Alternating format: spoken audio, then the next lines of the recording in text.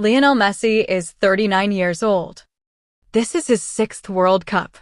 And it might be his last shot at doing something Argentina hasn't done since 1986. Win back-to-back. Defend the title. Because here's the brutal stat nobody's talking about. 3 of the last 4 defending champions got knocked out in the group stage. Didn't even make it past round 1. So is this the end of an era or one final, glorious lap? Let's break down everything you need to know about Argentina at the 2026 World Cup. In 1 minute. Well, more like 4. But you get it. Let's start with the basics. Argentina are the defending champions.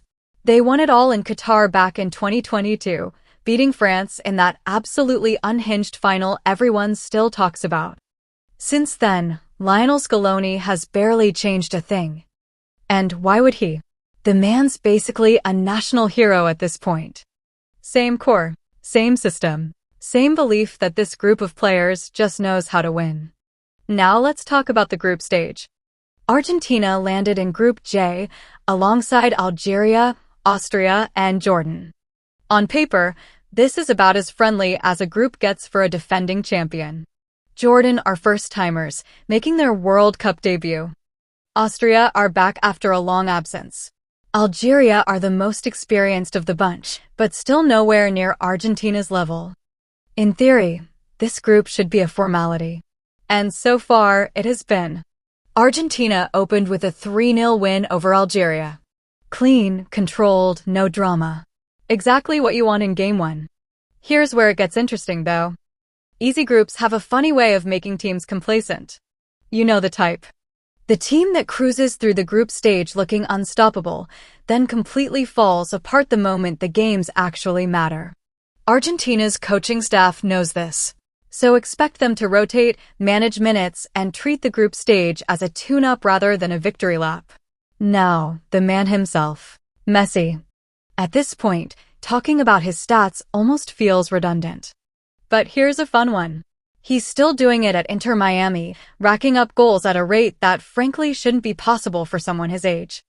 The question everyone's asking isn't whether he can still play. It's whether his body holds up for 7 straight games of World Cup intensity. Because in practice, the tournament isn't just about talent. It's about survival. Which brings us to the supporting cast. Julian Alvarez has quietly become the engine of this team. Some would even argue he's the best player on the roster right now, Messi included. He presses, he scores, he links everything together. Then there's Lautaro Martinez up front, finishing chances with brutal efficiency. And in goal, Emiliano Martinez, the guy who turned penalty shootout trash talk into an art form back in 2022. This sounds simple. It isn't.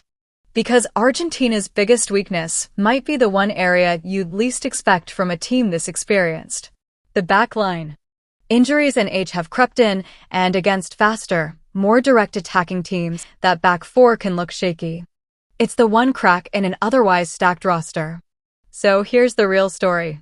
Argentina didn't just qualify for this World Cup. They dominated qualifying, finishing top of CONMEBOL with a ridiculous record, outscoring opponents by more than 20 goals along the way. They arrive in North America as favorites, carrying a golden generation and carrying the weight of history on Messi's shoulders one final time. Will Argentina make it back-to-back? Will this be the perfect send-off for the greatest of all time?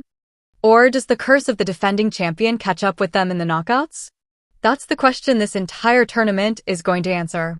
Drop your prediction in the comments. And if you want every match broken down just like this, make sure you're subscribed because this World Cup is just getting started.